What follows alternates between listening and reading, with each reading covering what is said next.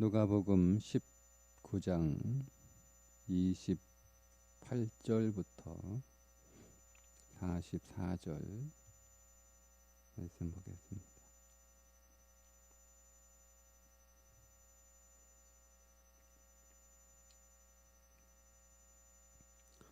예수께서 이 말씀을 하시고 예루살렘을 향하여 앞서서 가시더라.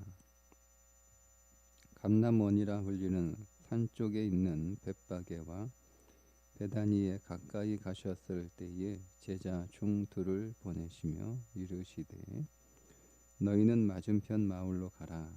그리로 들어가면 아직 아무도 타보지 않은 나귀 새끼가 매여 있는 것을 보리니 풀어 끌고 오라. 만일 누가 너희에게 어찌하여 푸느냐 묻거든 말하기를 주가 쓰시겠다 하라 하시매 보내심을 받은 자들이 가서 그 말씀하신 대로 만난지라.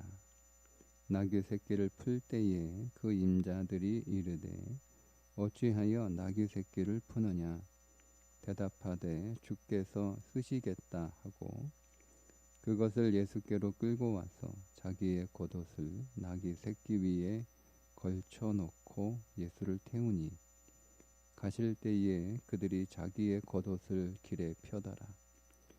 이미 감난산 내리막길에 가까이 오심에 제자의 온 무리가 자기들이 본 바 모든 능한 일로 인하여 기뻐하며 큰 소리로 하나님을 찬송하여 이르되 찬송하리로다. 주의 이름으로 오시는 왕이여 하늘에는 평화요 가장 높은 곳에는 영광이로다 하니 무리 중 어떤 바리새인들이 말하되 선생이여 당신의 제자들을 책망하소서 하거늘 대답하여 이르시되 내가 너희에게 말하노니 만일 이 사람들이 침묵하면 돌들이 소리 지르리라 하시니라. 가까이 오사 성을 보시고 오시며 이르시되 너도 오늘 평화에 관한 일을 알았더라면 좋을 뻔하였거니와 지금 네 눈에 숨겨졌도다. 날이 이를지라 네 원수들이 토도를 쌓고 너를 둘러 사면으로 가두고 또 너와 및 그 가운데 있는 네 자식들을 땅에 메어치며 돌 하나도 돌 위에 남기지 아니하리니 이는 네가 보살핌 받는 날을 알지 못함을 인함이니라 하시니라. 아멘. 자, 오늘 말씀은 우리 고난주간의 첫날인 일요일, 우리의 요일로 계산하면 일요일입니다. 일요일에 예수님의 예루살렘 입성에 관한 장면을 말씀하고 있습니다. 예수님께서 이제 예루살렘에 입성하게 되시는데 그 예루살렘에 입성하실 때 나귀 새끼를 타고 입성을 하시죠. 예수님의 나귀 새끼를 타고 예루살렘에 입성하시는 것은 스가랴 9장 9절과 10절에 있는 말씀의 성취입니다. 그렇게 이미 예언된 대로 그 말씀에 따라 예수님이 나귀를 새끼를 타고 예루살렘에 입성하시는데 이 나귀 새끼가 주는 여러 가지 의미가 있습니다. 스스로 낮추신다는 겸손의 의미도 있고 또 우리들과 같은 모습으로 오신다는 의미에서 우리가 쉽게 다가갈 수 있는 왕이시라는 거죠. 예수님을 상징하는 동물이 사자도 있습니다. 사자. 그런데 성경에는 어린 양이라는 특별히 계시록에 예수님을 어린 양으로 표현하는 구절들이 여러 곳 있죠. 예수님을 어린 양으로 제시하고 있는데, 그 보좌에 앉으신 예수님이 어린 양이어야지 무서운 사자가 앉아 있으면 우리는 다가가기가 어려울 거예요. 무서워서. 그래서 예수님이 나귀를 타고 오신다라고 하는 것은 우리가 쉽게 다가갈 수 있는 왕으로 오신다라고 하는 의미도 있습니다. 또 나귀는 평화의 동물이니까 평강으로 오시는 왕, 역시 예언의 성취죠. 또 우리를 섬기시는 왕으로 오시고, 우리 또한 나귀가 되어 주님의 나귀로 주님을 섬기는 그런 삶을 살아야 한다는 것을 상징하는 여러 가지 의미가 그 안에 내포되어 있습니다. 그런데 오늘 말씀에 보면 제자들이 이 나귀를 준비하거나, 예수님이 제자들에게 나귀 좀 준비해라 이렇게 말씀하셔서 제자들이 준비한 나귀를 타고 가시는 것이 아니라 정확하게 장소가 어딘지는 벳바게인지 베다니인지 정확하게 장소는 알 수 없으나, 예루살렘 성 밖 벳바게나 베단이나 그 장소의 어느 한 곳에 있는 나귀를 풀어서 데려오라 이렇게 말씀을 하시는 거잖아요. 그런데 그렇게 말씀하신 대로 가서 보니까 진짜 나귀 새끼가 매여 있고, 그 나귀 새끼를 풀어서 가져가려고 하니까 임자가 왜 새끼를 푸냐 이렇게 물어보고, 주께서 쓰시겠다 이렇게 얘기하니까 그 주인이 순순히 그 나귀를 내어주고, 그렇게 해서 데려온 나귀 새끼를 타고 입성을 하시는 거잖아요. 이 부분이 조금 이상하잖아요. 예수님이 사전에 그 사람을 만나서 이 나귀가 얼마야? 이거 내가 쓰려고 하는데 얼마에 살 수 있어? 혹은 얼마에 빌릴 수 있어? 뭐 이렇게 사전에 얘기를 해 놓으신 건가? 뜬금없이 자기 기르고 있는 나귀 새끼를 풀어서 가져가는데 순순히 이렇게 내어주는 게 조금 이상하잖아요. 성경에 정확하게 나와 있지는 않지만 성경을 통해서, 그리고 이스라엘의 전성을 통해서 이 나귀 새끼를 키우던 주인이 왜 순순히 주가 쓰시겠다라고 하니까, 다른 건 없어요. 주가 쓰시겠다. 이 주라고 하는 단어가 주인이 아니고 여호와라는 단어잖아요. 구약 히브리어 야훼가 신약에 와서 주로 바뀌어요. 그러니까 여호와가 쓰시겠다. 그러니까 이 주인이 딱 알아들어요. 알아듣고 그럼 가져가세요. 이렇게 얘기를 하는 것에 대한 이스라엘 전승의 그 배경을 놓고 우리가 설명을 하면 이렇게 이해를 할 수가 있습니다. 열왕기상 1장 33절에 보면 다윗의 아들 솔로몬이 왕으로 즉위하는 즉위식 장면이 나옵니다. 다윗이 솔로몬에게 어떻게 그 신하들에게 명령을 하는 거예요. 어떻게 솔로몬으로 하여금 왕의 즉위식을 하도록 하는지 방법을 가르쳐 주는데 이렇게 말씀하고 있습니다. 여기서 왕은 다윗입니다. 왕이 그들에게 이르되 너희는 너희 주의 신하들을 데리고 내 아들 솔로몬을 내 노새에 태우고 기혼으로 인도하여 내려가고. 그러니까 솔로몬 아들 이제 자기를 이어 왕이 되고, 솔로몬이 이제 다윗을 이어 왕이 되었다라고 하는 그 즉위식을 하는데, 다윗의 나귀를 주고 솔로몬이 그 노새, 낙이죠. 노새를 타고 기혼샘에서 예루살렘 바로 앞에 기혼샘이 있어요. 그 기혼샘에서 그 노새를 타고 예루살렘 성문으로 이렇게 들어가는 왕의 즉위를 위한 행차를 하라 이렇게 말씀하고 있습니다.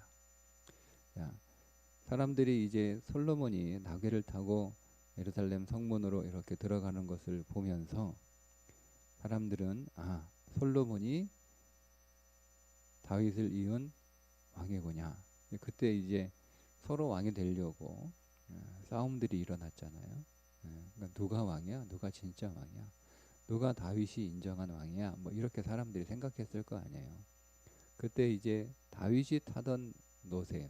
다윗의 노새를 타고 솔로몬이 이렇게 등장을 하니까 사람들은 저 솔로몬이 족통이구나. 다윗의 뒤를 이을 진짜 왕이구나. 이렇게 생각을 했단 말이에요. 그러면 그 이후로 계속 이제 왕들이 나올 거 아니에요. 솔로몬 다음에 솔로몬 다음에 솔로몬 다음에 왕들이 나오면 그들이 왕들이 즉위를 할 때 행차를 할 때 뭘 탔겠어요? 그죠? 솔로몬이 탔던 그 나귀를 똑같이 탔을 거란 말이에요. 그 이후로 계속 왕들이 행차할 때 그 행차하는 탈 것이 말이 아니라 계속 나귀가 된 거예요. 계속. 그것이 이제 이스라엘 왕위 계승자들의 즉위식 전통이 됐겠죠. 자, 그리고 이스라엘의 전승에 의하면 전승이에요. 의하면 그 솔로몬이 탔던 다윗의 노새잖아요. 다윗의 그 노새, 솔로몬이 탔던 그 노새를 계속 돌보는 사람이 있었다는 거죠. 그래서 이 노새가 새끼를 낳으면, 그죠? 그 새끼를 또 잘 키우고 또 이 새끼가 또 자라서 또 새끼를 낳을 거 아니에요. 그 새끼를 낳으면 또 그 새끼를 잘 키우고, 그러니까 그렇게 다윗이 탔던 그 다윗의 노새, 솔로몬이 그 노새를 또 솔로몬이 타고 그 노새의 새끼를 또 다음 왕이 타고 그 새끼를 또 다음 왕이 타고, 그러니까 아무 노새를 가져다가 타고 왕 위에 즉위하는 행차를 한 게 아니고 다윗의 그 노새, 솔로몬이 탔던 다윗의 그 노새가 새끼를 낳고 새끼를 낳고 새끼를 낳고, 그러니까 그 품종이 그 노새의 이 혈통이 계속 이어지는 거죠. 그러니까 그 노새인 거예요. 그 노새. 그러니까 아무 노새나 이렇게 데려오는 게 아니고 다윗이 솔로몬을 태웠던 그 노새가 계속 이렇게 그 새끼를 낳고 계속 이렇게 이어지는 그 노새를 관리하는 사람이 있었다는 거예요. 그래서 이 사람이 그 노새를 관리하면서 언젠가 메시아가 나타나면 이 노새를 탈 거라고 하는 그 믿음과 기대를 가지고 그 노새의 품종을 계속 관리한 거죠. 이게 헤브라이즘이에요. 헤브라이즘은 어떤 사고냐면 자기가 어떤 일을 할 때 그 일이 그냥 내가 하고 싶어서 내가 선택해서 그렇게 일을 하는 게 아니고 어떤 일을 할 때 그 일을 하나님이 보내시는 목적으로 일하는 사람을 헤브라이즘이란 거예요. 헤브라이즘의 시선이 그거예요. 시선이. 그러니까 자기가 다윗의 그 노새의 품종을 계속 이렇게 관리를 하고 있지만, 그래서 이스라엘의 왕들이 계속 그 나귀를 타고 입성을 하고 왕위에 즉위를 하지만, 그러나 그 왕국이 언젠가 사라질 거 아니에요. 그죠? 시드기야 왕을 끝으로 그 왕위가 끝나잖아요. 끝난 후에도 그러면 이제 더 이상 나라가 망했고 이제 왕이 끝났으니까 더 이상 이 품종을 내가 계속 관리할 필요가 없다라고 해서 끝낸 게 아니고 그의 후손들이 계속 왕국이 명하고 멸망하고 나서도 나귀를 맡은 자가 나귀가 태어나면 누구도 못하게 하는 거예요. 왜? 이 나귀는 누가 타야 되는 거예요? 메시아가 오시면 그 메시아가 탈 나귀거든요. 그래서 메시아가 오지 않으면 그 나귀가 새끼를 낳겠죠. 그러면 그 새끼를 낳고 또 죽겠지만 새끼가 그 새끼를 또 이렇게 키우는 거죠. 잘 그의 후손들이 또 이어서 그러면 이 새끼는 자라서 아무도 타보지 못한 탈 수 없는 타보지 않은 그런 나귀가 되는 거예요. 누구를 기다리면서? 메시아를 기다리면서 그렇게 수백 년 동안 이 나귀의 주인이 대를 이어가면서 나귀의 품종을 계속 관리하고 준비하고 있었던 거죠. 그 나귀라는 거예요. 전승에 의하면 그 나귀. 그러니까 이 주인은 자기가 이거를 잘 키워서 자기의 짐을 부리는 자동차처럼 화물차처럼 그렇게 쓰려고 키운 것도 아니고 자기가 이거를 잘 키워서 시장에 내라파다 돈을 벌려고 키운 것도 아니고 이 사람은 이 나귀를 대대로 메시아가 오시면 타게 될 그 나귀로 여기고 이 나귀를 계속 관리하고 있었던 그 나귀라는 거예요. 그러니까 제자들이 와가지고 나귀를 풀어서 데려가려고 그러니까 물어본 거 아니에요. 아니 왜 나귀 새끼 왜 풀어? 라고 하니까 주가 드시려고 한다. 그래서 선뜻 내어준 거예요. 왜? 자기가 관리하던 이 나귀는 메시아가 오시면 타실 나귀이기 때문에. 그래서 아무도 타보지 못하게 하고 아무도 타보지 않는 나귀로 계속 자기가 관리하고 있었던 나귀란 말이에요. 자기는 그렇게 아버지로부터 들었고 아버지로부터 그렇게 물려받았고 그래서 그 믿음을 가지고 이 나귀를 키우고 있었기 때문에 주가 쓰시겠다. 이 주가 여호와라고 하는 단어. 주가 쓰시겠다라고 얘기를 하니까 드디어 내가 기다리던 그 메시아가 오셨구나 라고 해서 기쁨으로 내어 드렸다라고 하는 거죠. 전승이에요, 전승. 근데 이제 우리가 그 전승을 통해서 이 말씀에 보이지 않는 배경들을 이해할 수 있는 도움을 조금 받고 있는 거죠. 주님이 오늘 우리를 나귀로 부르시는 거예요. 주님이 나귀를 데려오라. 주님이 쓰시겠다. 이렇게 말씀을 하셨으니까 우리가 주님의 나귀죠. 주님의 나귀. 우리가 주님의 나귀인데 이 전승을 우리가 듣게 되면 나는 주님의 나귀로 쓰임받기 위하여 오랫동안 준비된 자였구나 라고 하는 깨달음이 생기는 거예요. 오늘날 갑자기 그냥 주님이 문득 이렇게 나를 불러서 나를 사용하시는 게 아니고 주님이 나를 쓰시기 위하여 오랫동안 그렇게 준비하신 그런 존재라고 하는 것을 우리가 더 깊이 깨달을 수가 있게 되는 거죠. 그냥 갑자기 아무런 준비도 안 됐는데 어느 날 주님이 날 쓰신 것도 아니고 내가 주님에게 어느 날 갑자기 나를 좀 써주세요 라고 말한 것도 아니고 나는 그게 헤브라이즘 생각이에요. 나는 주님의 목적을 위하여 이 땅에 태어났고 나는 그 주님의 목적을 위하여 하나님의 일들을 위하여 나는 부름받았고 나는 하나님의 일들을 위하여 지금의 내가 준비되어 있다라고 하는 믿음이죠. 그렇게 내 자신을 바라보는 거예요. 아니 나는 왜 나귀 새끼밖에 안 돼? 초라하잖아요. 좋은 말들이 있고 건장한 말들이 있고 멋있는 말들이 있고 왕이 타는 말들이 있고 전쟁의 장수가 타는 말들이 있고 왕의 마차를 끄는 말들이 있고 그죠? 근데 나는 나귀야 나귀.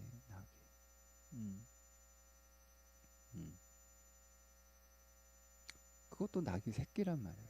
나는 왜 낙이 새끼지? 이렇게 우리가 우리 자신을 생각할 수 있단 말이에요.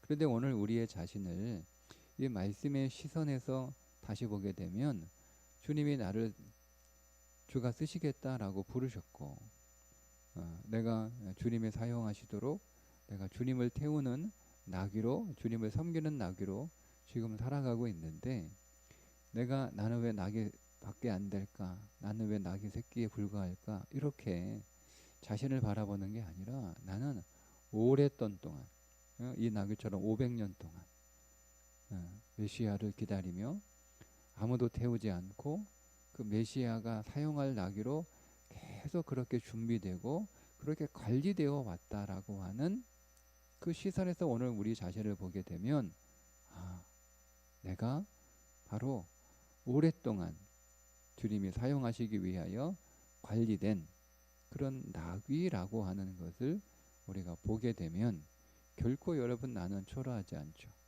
결코 나는 초라하지 않아요. 이게 우리 인생을 바라보는 성경의 시각이고 믿음의 시각이에요. 그러니까 세상으로 오늘 우리 자신을 보게 되면 우리는 나귀 새끼에 불과한 것일 수 있어요. 예, 초라한. 그러나 믿음의 시선에서 보면 오랫동안 관리되고 준비된, 한 번도 타보지 않은, 누구도 태워보지 않은, 오직 메시아만을 기다리는 그런 존재로 내가 준비되어 주님이 쓰시겠다라고 하시기에 주님이 쓰시도록 내가 주님의 나귀가 되어 살고 있는 복된 인생이라고 하는 것을 우리가 이 말씀을 통하여 다시 한번 깨닫게 됩니다.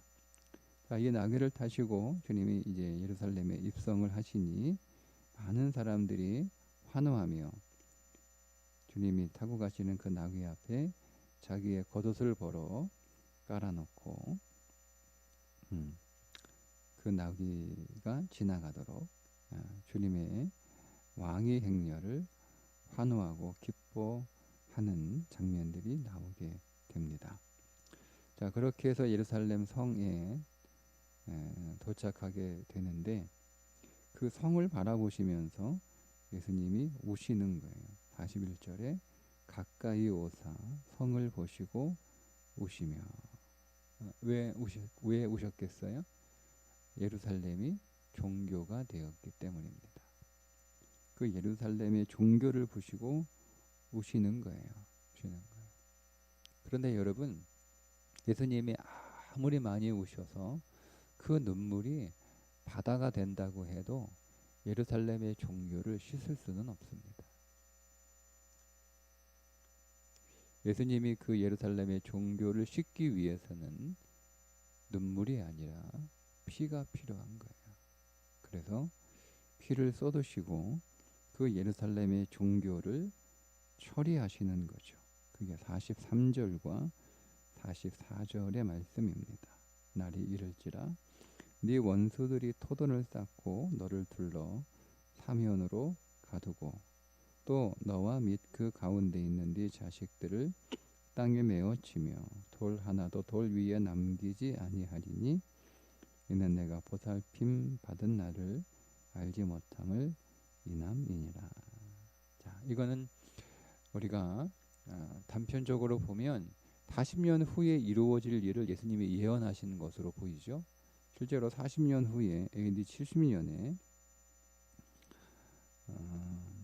로마 장군 티투스에 의해서 그대로 이 말씀은 성취가 됩니다. 물론 이 말씀은 이사야 29장 3절, 에스겔 4장 1절부터 3절에 예언되어 있는 말씀을 예수님이 하신 것이기도 합니다. 그리고 이 예언들은 1차로 유다가 바벨론에 함락되면서 그대로 성취가 되고, 그와 동일한 예언이 예수님의 입에서 다시 말해지고, 그리고 AD 70년에 그 말씀이 로마 장군 티투스에 의해서 그대로 성취가 됩니다. 로마 장군 티투스가 그의 직속 정예부대 10군단을 이끌고 예루살렘에 쳐들어와서 사방으로 토돈과 방벽을 쌓고 사흘 만에 그 성을 완전히 봉쇄해버리고, 그래서 복음로를 완전히 끊어버리고, 그 결과 예루살렘 성은 수천 명의 주민들이 굶주림으로 죽어가고, 그리고 티투스의 군대가 총공격하여 예루살렘을 무너뜨리는 일이 성취가 됩니다. 그러나 이것은 예수님이 그것만을 말씀하시는 것은 아니죠. 그것은 시각적으로 보여주는 거예요. 바벨론 침략으로 예루살렘 솔로몬의 성전이 무너진 것도 종교는 이렇게 무너질 수밖에 없다. 마찬가지로 이 예루살렘이 AD 70년에 로마 장군 티투스에 의해서 무너지는 것도 종교는 무너질 수밖에 없다. 그러니까 예수님은 종교적인 신앙은 반드시 무너뜨리시고 반드시 파괴하시고, 근데 계속 이 예루살렘은 계속 무너져요. 계속 그 이후로도 계속 세워지고 무너지고 세워지고 무너지고 계속합니다.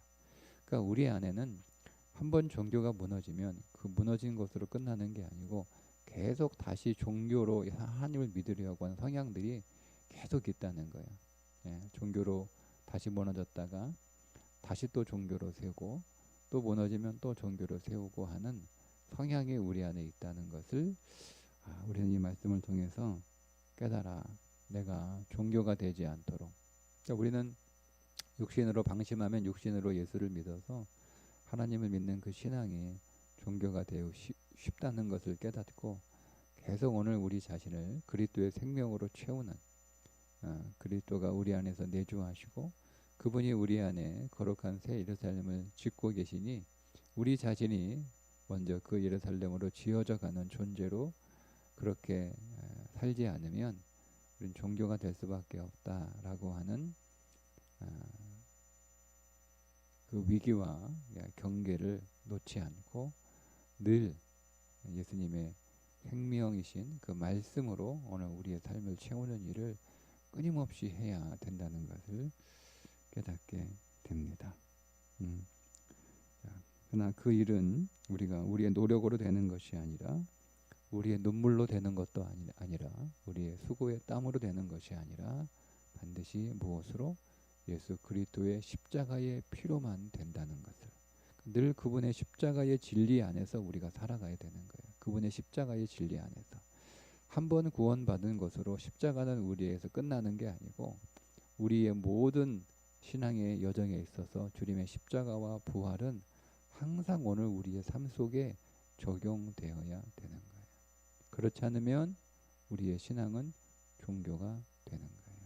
오늘도 주님의 그 십자가와 부활을 우리의 삶 속에 진리로 적용해서 십자가와 부활 안에서 살아가는 하루가 되어 오늘 우리의 신앙이 더 생명이 될 수 있기를 주님의 이름으로 축복합니다. 기도하겠습니다. 하나님, 오늘 우리의 세상에서의 모습은 나귀 새끼에 불과한 존재처럼 보이지만 사실은 주님께서 우리를 쓰시려고 오랫동안 준비하셨고 주님께서 관리하신 주님이 타실 나귀인 줄 믿습니다. 이 진리를 깨닫게 하시고 이 진리에 눈이 떠지게 하시고 이 진리를 우리가 믿음으로 우리의 삶이 주님을 태우는 영광스러운 존재인 것을 늘 기억하게 하셔서 주님을 잘 태우고 다니는, 주님을 내 목적대로 여기저기로 데려가는 나귀가 아니라 주님이 뜻하신 대로, 주님이 가자고 하시는 대로, 주님이 이끄시는 대로 순종하며 주님의 목적을 위하여 쓰임받는 인생이 되게 해 주옵소서. 예수님의 이름으로 기도합니다. 아멘.